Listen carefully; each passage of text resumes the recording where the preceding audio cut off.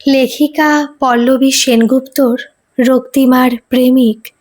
চাদরে নিজের শরীরটা জড়িয়ে পড়ে রয়েছি বিছানায়, কতকটা লাশের মতোই নির্জীব নিশ্চল। রক্তিমা ভাবছে আমি বুঝি ঘুমাচ্ছি, কিংবা হয়তো কিছুই ভাবছে না। আমায় নিয়ে মনে হয় না আদৌ ওর কিছু ভাবতে ইচ্ছা করে। আমি ওকে লুকিয়ে লুকিয়ে দেখছি দু চোখ ভরে। ও আদৌ বুঝতেও পারছে না। কি করে বুঝবে? ও তো ভাবছে আমি ঘুমাচ্ছি, কিন্তু আমি ঘুমাচ্ছি না। ঘুমের ভান করে পড়ে রয়েছি আর পান করছি ওর সৌন্দর্য সুধা। রক্তিমা গয়নাগুলো খুলে ফেললো এক এক করে। এখন মুখের মেকআপ তুলছে ঘষে ঘষে। এরপর নিশ্চয়ই ও গায়ে পারফিউম মাখবে, আর তারপর নিজের এই ভারী পোশাক ছেড়ে পরে নেবে আরামদায়ক রাত পোশাক। সবশেষে নিজের ক্লান্ত শরীরটা এলিয়ে দেবে মখমলি বিছানায়, ডুবে যাবে গভীর ঘুমে। আর আমি পড়ে থাকবো এই কাউচে। ও আমায় দেখবেও না, আমার কথা ভাববেও না। আসলে গত পরশু বিয়ে হয়েছে আমাদের। হিসাব মতে আমাদের আজ ফুলশয্যা, কিন্তু আমার তাতে কি? আমার তো কোনো অধিকার নেই রক্তিমার ওপর। আমরা তো কেবল 1 বছরের জন্য স্বামী স্ত্রী। আর এই 1 বছরে আমি আর রক্তিমা পৃথিবীর চোখে দম্পতি হলেও বন্ধ দরজার আড়ালে কেবলই আগন্তুক।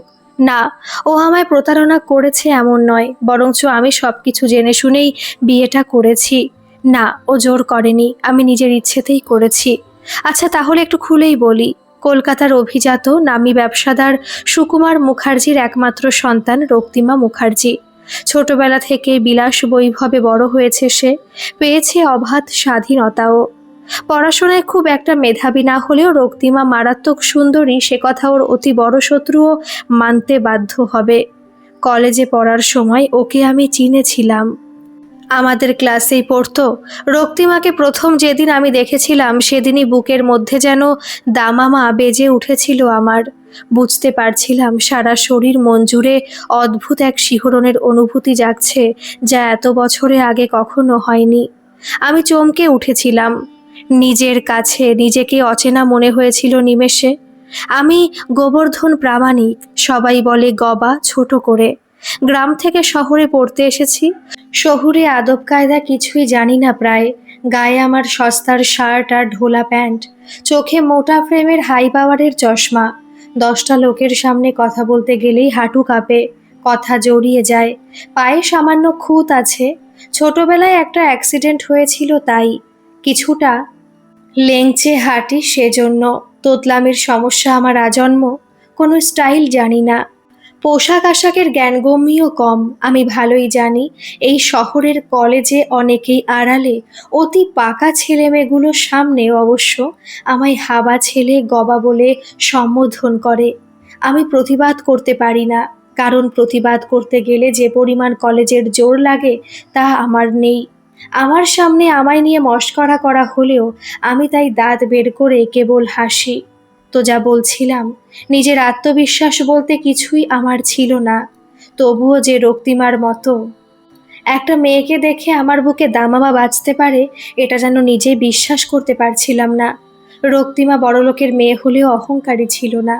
সকলের সাথে হাসি মুখে কথা বলতো, এমনকি আমার মতো হাবা ছেলের সাথেও বলতো। আর প্রতিবার ও যখন আমার চোখে চোখ রাখতো বা হাসতো আমার দিকে তাকিয়ে, আমার বুকের ভেতর যেন লক্ষটা খরগোশ লাফাতো একসাথে। এইভাবেই কেটে গেল 3 বছর। আমার মতো হাবা ছেলের কোনোদিন যে এক মুহূর্তের জন্য নিজের দুর্বলতা প্রকাশ করতে পারবে না, রক্তিমার মতো মেয়ের সামনে সেটা বোঝার জন্য কোনো বাড়তি বুদ্ধি লাগে না। তাই রক্তিমা কোনোদিন টেরও পায়নি 3 বছরে ওর এই হাবা প্রেমিকের প্রেম। কলেজ শেষ হয়ে গেল, আমার জীবন থেকে হারিয়ে গেল রক্তিমা।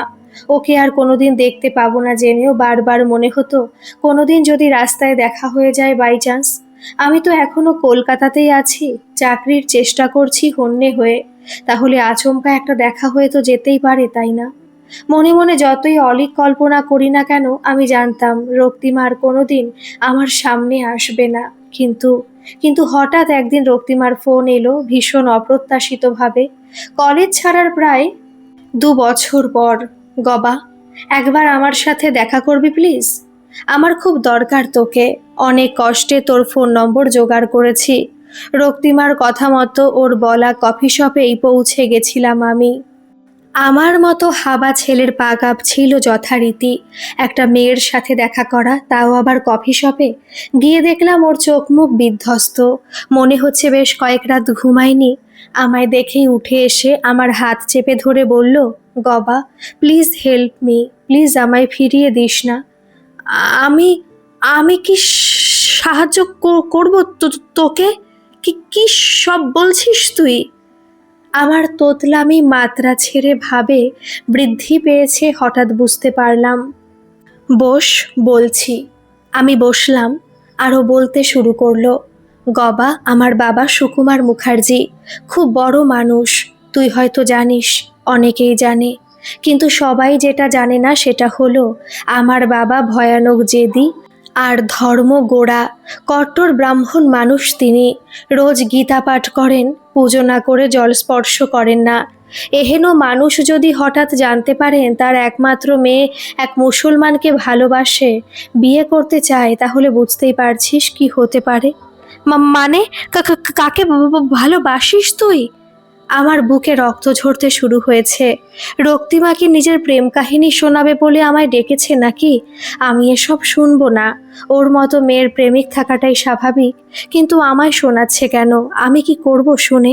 আমার যে কষ্ট হচ্ছে। শামীম, আমি যাকে ভালোবাসি তার নাম শামীম। আমি ওকে ছাড়া কাউকে বিয়ে করব না। কিন্তু সে কথা জানার পরেই বাবা বলেছেন আমায় সব সম্পত্তি থেকে বাদ দেবেন, আমাকে ত্যায্য করবেন। কিন্তু সেটা কি করে সম্ভব? আমি বাবার একমাত্র মেয়ে, আমি তো এত সহজে সব ছাড়তে পারবো না। বাবার একটাই দাবি, শামীমকে বিয়ে করা চলবে না, বদলে যে কোনো ছেলেকে মেনে নিতে তিনি রাজি, কিন্তু শামীম নয়।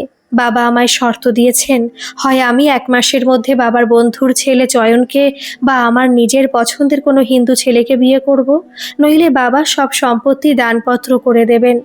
একটু থামলো রক্তিমা। আমি কি বলবো বুঝতে পারছি না। অল্প কাশলো ও খুক খুক করে ফের বলতে শুরু করলো, আমায় প্লিজ বাঁচা গবা, তুই প্লিজ আমায় বিয়ে কর। বেশি দিন না, মাত্র 1 বছরের জন্য।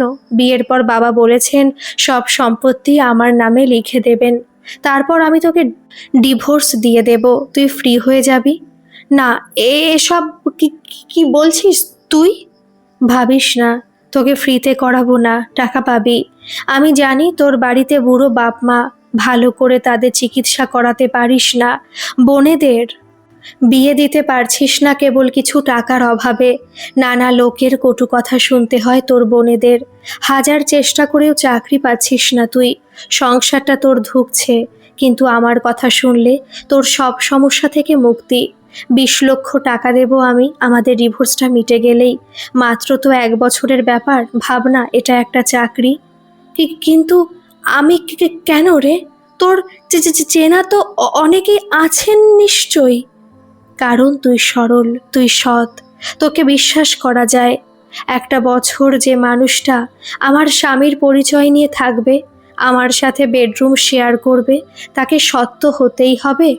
তবে হ্যাঁ, বিয়ের পর তোর আর আমার বিছানা হবে আলাদা, নিশ্চয়ই বুঝতেই পারছিস।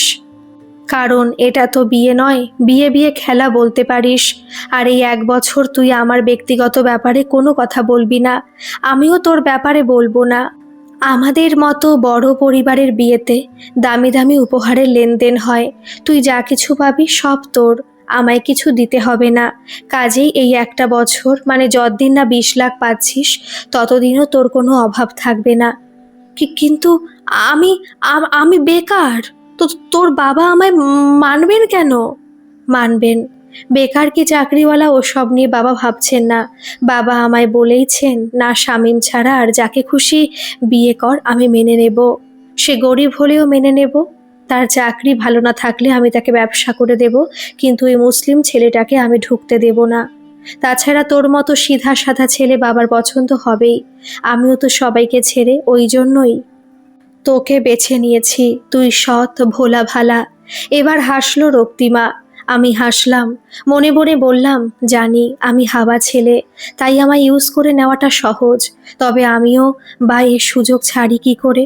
একে তো নিজের স্বপ্নচারিণীর সাথে বিয়ের প্রস্তাব, হোক না মাত্র 1 বছরের মিথ্যা বিয়ে, তবু বিয়ে তো।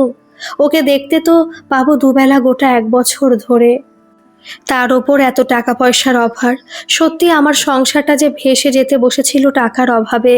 সেদিন রাজি হয়ে গেছিলাম, আমায় পছন্দ না করলেও বাতিল করেনি রক্তিমার বাবা। তাই এই 1 বছরের মিথ্যা বিয়েটা হয়েই গেল আমাদের। আজ আমাদের মিথ্যে ফুলশয্যা। রক্তিমা ঘুমিয়ে পড়েছে ওর ফুল সাজানো খাটে। আমার দু চোখে ঘুম নেই। আমার যে বড্ড ইচ্ছা করছে সারা রাত জেগে থেকে শুধু ওর ঘুমন্ত মুখটার দিকে তাকিয়ে থাকতে। থামের আড়াল থেকে আমি লক্ষ্য করছি আমার স্ত্রীকে, মানে অপলকভাবে তাকিয়ে রয়েছি বলাই বোধহয় ভালো। কি অপূর্ব লাগছে রক্তিমাকে। পরনে বাদামি রঙের শাড়ি, সাথে ব্যাকলেস ব্লাউজ, আর গায়ে অল্প গয়না। প্রজাপতির মতো লাগছে যেন। কলকল করে কথা বলছে, খিলখিল করে হাসছে, আর ওর দু চোখে চিকমিক করছে খুশি। ভালোবাসা ছড়িয়ে পড়ছে যেন ওর প্রতিটা বিভঙ্গে। ভালোবাসাবাসি চলছে ওর মনের মানুষের সাথে। শামীম ভীষণ সুদর্শন এক যুবক। প্রায়ই আসেন তিনি এ বাড়িতে। ওরা গল্প করে, পরস্পরকে আদরে সোহাগে ভরিয়ে দেয়, একসাথে খাওয়া দাওয়াও করে, আবার মাঝে বাইরেও যায়। বিয়ের পর রক্তিমা আমায় নিয়ে উঠে এসেছে মধ্য কলকাতার এই ঝাঁ চকচকে ফ্ল্যাটে। এটা ওর বাবা ওকে বিয়েতে উপহার দিয়েছেন, সুন্দর সাজানো ফ্ল্যাট। হিসাব মতো এখানে আমাদের সংসার করার কথা ছিল, কিন্তু আমাদের তো বিয়েটাই মিথ্যে, তাই সংসারটাও মিথ্যা। মূলত এই ফ্ল্যাটের রক্তিমা আর শামীমের প্রেম পর্বটাই চলে বেশ গুছিয়ে। আমাদের এই চৌখুপি ফ্ল্যাটে কামরাও আলাদা, যে যার মতো থাকি এটাই চায় রক্তিমা। আমার ব্যাপারে কখনো মাথা ঘামায় না, আর আমাকেও বলেছে অযথা ওর ব্যাপারে মাথা না ঘামাতে। আমি ওর কথা মেনেই চলি, কিন্তু মাঝে মাঝে মনটা যেন কেমন বেলাগাম হয়ে যায়। তখনই লুকিয়ে চুরিয়ে দেখি ওদের। শামীমের জায়গায় নিজেকে কল্পনা করার চেষ্টা করে নির্লজ্জের মতো। হ্যাঁ, নির্লজ্জই তো। কোথায় ওই রূপবান পুরুষ, আর কোথায় আমার মতো একটা হাবা ছেলে। কোনো তুলনা হওয়া সম্ভব নয় জানি, তবুও কেন যে। এই যেমন এখন দেখছি আমি, রক্তিমা শামীমকে চুমু খাচ্ছে। ওরা ভাবছে কেউ দেখছে না ওদের, তাই ভীষণ বেপরোয়া হয়ে উঠেছে ওরা।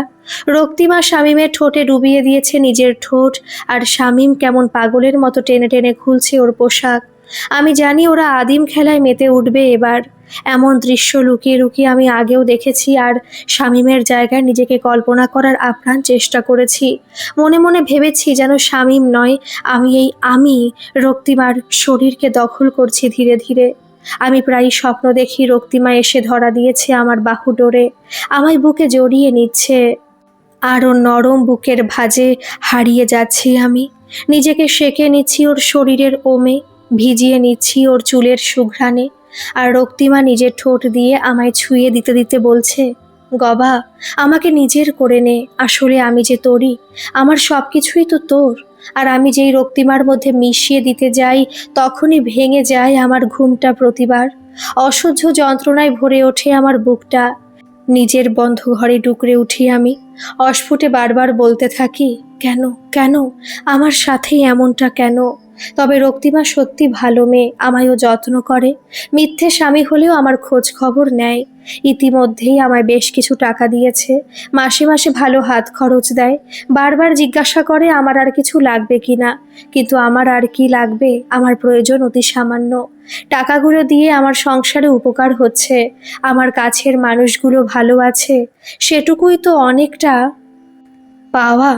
আমি আর কি চাইবো, ওদের ভালো রাখতেই তো বিয়ে বিয়ে খেলাটা খেলে চলেছি আমি। যতদিন প্রয়োজন ততদিন খেলে যাব এই খেলা।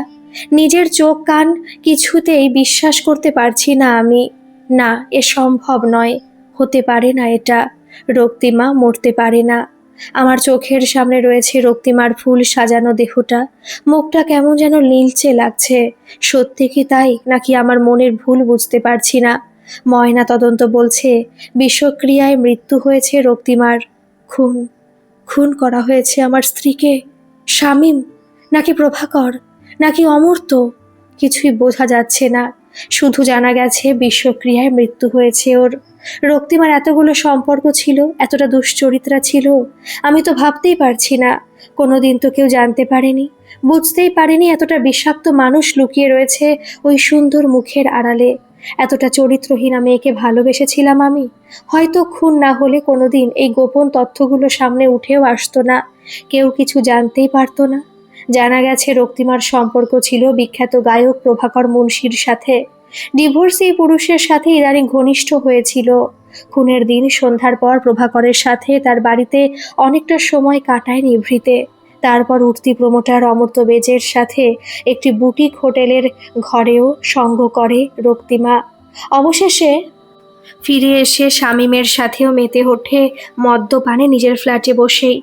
খুনের সুযোগ সবারই ছিল। প্রভাকরের বাড়িতে সেদিন কেউ ছিল না। নিজেই খাবার বানিয়ে সে খাইয়েছিল প্রেমিকাকে। খাবারে বিষ সে মিশিয়ে খাওয়াতেই পারে। হোটেল রুমের বন্ধ দরজার আড়ালে অমর্ত্যর পক্ষে বিষ খাওয়ানো অসম্ভব নয়, কোনো খাদ্য বা পানীয়ের সাথে মিশিয়ে। আর শামীম, তার সুযোগ তো সবচেয়ে বেশি ছিল। রক্তিমাকে নিজের হাতে মদ খাওয়াচ্ছিল সে। মদে কিছু মিশিয়ে দিতেই পারে, কিন্তু এরা কেন খুন করবে রক্তিমাকে? মোটিভ কি? তাহলে কি এরা সকলেই জেনে গেছিল আসলে রক্তিমা একজন প্রতারক? আসলে কাউকে ভালোবাসতো না। পুরুষদের মন নিয়ে খেলাতেই ছিল ওর আনন্দ। সবাইকে একযোগে ঠকাচ্ছিল মেয়েটা। ওর কোনো একজন প্রেমিক এদের মধ্যে সত্যিটা জেনে ফেলেছিল বলেই কি মরতে হলো ওকে শেষ অবধি? জানি রক্তিমা ভালো ছিল না, জানি ও আমার তো ছিলই না, তবুও কেন এত অপরিসীম কষ্ট হচ্ছে আমার? কেন মনে হচ্ছে ওকে ছাড়া আমি বাঁচতেও পারবো না? এই পৃথিবীর কোথাও আরও নেই, এই সত্যিটা আমি মেনে নেব কি করে? অঝোর ধারায় অশ্রুপাত করে চলেছি আমি। পুরুষ মানুষের না কাদার নিয়ম ভেঙেই কেঁদে চলেছি। কি করব? বড্ড যে ভালোবাসতাম আমি। নির্ভেজাল ভালোবাসা। ভালোবাসা কি অত হিসেব নিকেশ বোঝে নাকি? ভালো মন্দ বোঝে না। রুকু মারে। আকাশ বিদীর্ণ করা একটা হাহাকার যেন কানের পর্দা ভেদ করে দিল সহসা। আমি চমকে উঠলাম একটু। রক্তিমার মা পাগলের মতো বিলাপ করছেন। ওর দেহটা নিয়ে যাওয়া হচ্ছে, চিরদিনের মতো চলে যাচ্ছে রক্তিমা। ওর বাবা মা উন্মাদের মতো করছেন। যাও রক্তিমা যাও, কিন্তু তোমার খুনি বাঁচবে না। তাকে আমি বাঁচতে দেব না। দাঁতে দাঁত চিপে বললাম আমি হিস হিস করে। রক্তিমার মৃত্যু নিয়ে তদন্ত চলবে এখন, হয়তো একটু সময় লাগবে আসল খুনিকে খুঁজে পেতে, কিন্তু তাতে কি? আমি পুলিশের আগেই খুঁজে আনবো কালপ্রিটকে। নিজের হাতে আমি মৃত্যুদণ্ড দেব সেই লোকটার। রক্তিমার মৃত্যুর পর পেরিয়ে গেছে 48টা ঘন্টা। তদন্ত এখনো চলছে। ধরতে পারেনি কাউকে এখনো পুলিশ। তবে আমি আজ শাস্তি দেব খুনিকে। মৃত্যুদণ্ড। পুলিশের সন্দেহ মিথ্যা নয়। সত্যি সত্যি কোনো এক প্রেমিকের হাতেই খুন হয়েছে সে। রক্তিমার খুনির নাম গোবর্ধন প্রামাণিক। রক্তিমার প্রেমিকই তো, তাই না? কি অবাক হচ্ছেন তাই তো? কেন এতে অবাক হবার কি আছে? কি মনে করেন বলুন তো আপনারা? জীবনটা সিনেমা আর সবাই হাম দিল দে চুকে সানামের অজয় দেবগান? না, জীবনটা সিনেমা নয়, আর আমরাও কেউ ওই ছবির নায়ক ধনরাজ নই যে মনের কষ্ট চেপে রেখে নিজের বউকে প্রেমিকের বক্ষ লগ্না হতে দেখতে পারবো। আপনি হলে পারতেন? পারতেন না তো। তাহলে আমি পারবো ভাবলেন কি করে? আমি হাওয়া ছেলে বলে, আনস্মার্ট বলে, নাকি চাকরি নেই পয়সা নেই বলে? যেমনই হই না কেন আমি একজন পুরুষ। গোবর্ধন প্রামাণিকও বাকি পুরুষদের মতোই। তারও পৌরুষ আহত হয়। দহন জ্বালায় সেও প্রতিদিন ছিন্ন ভিন্ন হতো যখন সে দেখত তারই চোখের সামনে তারই স্ত্রী অন্য পুরুষের বিছানার অলংকার হচ্ছে। জানি, জানি বলবেন যে সব জেনেই আমি এই বিয়েটা করেছিলাম। হ্যাঁ করেছিলাম, কিন্তু তাতে কি? কোনো নারীকে অগ্নিসাক্ষী করে বিয়ে করলে সে স্ত্রী হয়। মিথ্যা বিয়ে বলে কিছু হয় না, ওগুলো সিরিয়ালে হয়। বিয়ে কেবলই বিয়ে, ভারতীয় সংস্কৃতির অন্যতম পবিত্র বন্ধন। না, রক্তিমাকে বিয়ে করার আগে অবধিও আমি উপলব্ধি করিনি এই অনুভব। বুঝতেও পারিনি যে নিজের স্ত্রীকে নিয়ে আমি এত পজিটিভ হয়ে যাব। চেষ্টা করেছিলাম মানিয়ে নেওয়ার, চেষ্টা করেছিলাম বিয়েটাকে খেলা মনে করার, কিন্তু পারলাম না। বড্ড সেকেলে আর গ্রাম্য যে আমি। আমার স্ত্রী কোনোদিন আমার হবে না, সে কেবলই অন্য পুরুষের ভোগের বস্তু হবে, এটা আমি আর মানতে পারছিলাম না। জানতাম না ও এতটা নষ্টা, এও বুঝিনি ওর এতগুলো সম্পর্ক আছে। কিন্তু মনে মনে ভেবেছিলাম রক্তিমা যদি আমার না হয় তবে ওর স্বামীমেরও হবে না। আমার স্ত্রী হয়ে মরতে হবে ওকে। হাওয়া ছেলের দেওয়া সিঁদুর মাথায় নিয়েই হবে ওর শেষ যাত্রা। আমি জানতাম প্রায় রোজ রাতেই স্বামী আসে এ বাড়িতে। চলে দেদার মদ্যপান দুজনের। এই সুযোগটাই কাজে লাগিয়েছিলাম। ঠাকুমার কাছে শুনেছিলাম আমাদের গ্রামে মুলিয়া ফুল নামের এক জংলি ফুলের বীজ নাকি সাপের বিষের মতোই বিষাক্ত। গেলবার গ্রামে গিয়ে মুলিয়ার খান কতক বীজ নিয়ে এসেছিলাম সাথে করে। ওগুলো শুকিয়ে গুঁড়ো করে মিশিয়ে রেখেছিলাম ওদের মদে। চেয়েছিলাম শামীম আর রক্তিমা দুটো একসাথে তর্পে তর্পে মরুক আমার চোখের সামনে। শামীমের কপাল ভালো, ব্যাটা সেদিন মদ খায়নি, তাই বেঁচে গেল। কিন্তু পুলিশের হাত থেকে বাঁচবে কি করে? ওর ওপরেই তো সন্দেহ সবচেয়ে জোরালো। কেন সেদিনও মদ খেলো না, সেটা তো আরো বড় প্রশ্ন। কে ফাঁসবে এই খুনে, শামীম নাকি প্রভাকর বা অমর্ত্য? কাকে অ্যারেস্ট করবে পুলিশ? না, এই উত্তরটা জানা হবে না আমার, কারণ রক্তিমার আসল খুনি তো আজই শাস্তি পাবে, মৃত্যুদণ্ড, আর কয়েক মিনিটের মধ্যেই। রক্তিমা, আমি আসছি, আসছি তোর কাছে। এবার শুধু গবা আর রক্তিমা, আর কেউ থাকবে না আমাদের মাঝে, কেউ না। আমি আসছি, তুই এবার শুধু আমার হবি, শুধু আমার। গল্পটি কিন্তু নিছকই গল্প, বাস্তবের সাথে হয়তো এর কোনো মিলই নেই। যাই হোক, গল্পটা কেমন লাগলো অবশ্যই কমেন্ট করে জানাবেন, আর ভালো লাগলে একটা সাবস্ক্রাইব করে আমার পাশে থাকবেন। ধন্যবাদ।